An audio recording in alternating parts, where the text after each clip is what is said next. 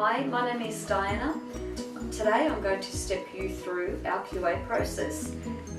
The QA process begins straight after the development of the product, and the first point will be sending out an interim specification to the chosen supplier. There are 3 stages of QA checking, and they are categorized into color testing, into quality, and into the performance, all of which I'm going to briefly step you through. To start with color, the very first point will be when we check the supplier's color swatches against our chosen lab dips to ensure that the visual color is correct. We then go into production and we will check color fastness to light. So what happens there is we have what we call the blue scale, and you'll be able to see that there is change rating from 1 to 8. We actually use numbers 1 to 7 because 8 is actually for the automotive industry. These colours actually are designed to fade like that because that becomes our scale of what we rate our testing to. So what you can see here is a strip that we would put into our light fastness, and that actually is showing, it's quite hard for you to see there, but it's actually showing a very, very good result where these fabrics have not actually faded very much at all. And I would be giving these a rating of a 6 to 7. What I can show you there, it's a little bit harder to see again, I understand, but we've got a massive dye drop there and fading. We would automatically fail that because that would not come into Basford standard, and our minimal in fabrics is 5, and that is far less than a 5. The other step in fabric testing is we will also test in D65 lighting, which I have on now, and the D65 lighting represents natural daylight.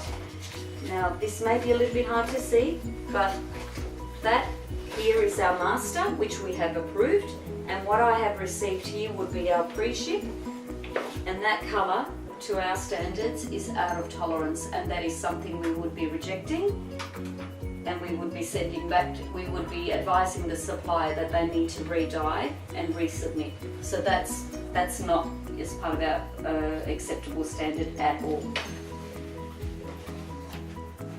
The other point of colour testing that we will do is our supplier will submit to us what we call a spectrometer report. What that shows us is a delta E reading, and all of our fabrics, we ensure that they are less than a delta E of 1. So this report will actually show that one of our fabrics tested is, where are we? It's more red. So the delta E reading actually comes into tolerance, but it's slightly redder. So we would consider that a pass.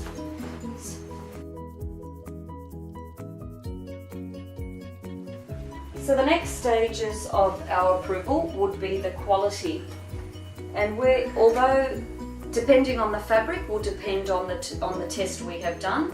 For example, obviously something that is not coated, we wouldn't go through all the coating testing procedures. So to start with, weight is extremely important because what we have here, we need to ensure that our suppliers are giving us the correct yarns and the quality yarns that we are paying for. So with the cutter, that circle there would represent grams per metre of the fabric. So with the scales we can determine that one in particular is 364 grams per square metre, and we will check that against our specifications to make sure that that is consistent and within tolerance. And we will do that with all replenishment orders to ensure that we're getting the same quality all the time. Another point of testing is the blockout or the light testing, and this is something that we will use for not only the lux and to ensure consistency in blockout, but it will also show us if we're having any issues with pinholes. So obviously with a room like this, we would turn all the lighting off, and we would place that on top of the light box, and that will show us whether there is any light coming through. The thickness test is another one which is highly important for any blind fabric in particular. So what we have here is the tool that we use to determine the thickness, and we go to the 100th of a millimetre, and that will actually show us very quickly that this particular blind fabric thickness is 0.46 of a millimetre. And again, that is something that we always take back to our specifications to ensure that we're getting the right quality and thickness.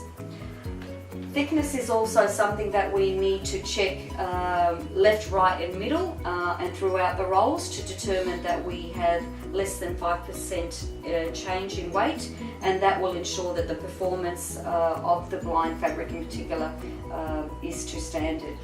Crack testing is something we also do particularly in blind fabric, where we will do testing before and after cold temperatures, and the cold temperature meaning less than 4 degrees, and that is done to ensure that there is no cracking, that the formulas of the coating is to an acceptable standard, so we don't have any breakage or cracking in extreme or cold weather conditions.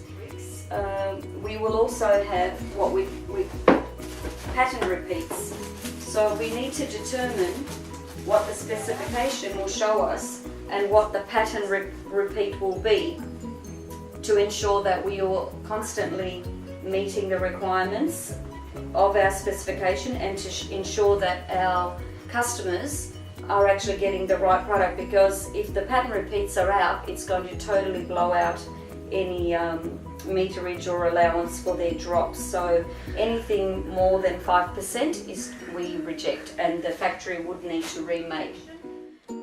So that summarises the quality. So basically the stiffness or hand feel, the weight, the light testing, the blockout, the crack testing, and even a sticking test, which we ensure that any coated product goes through an oven temperature, to a specific oven temperature, to ensure that we don't have a sticking issue with the coating, and again with some pattern repeats.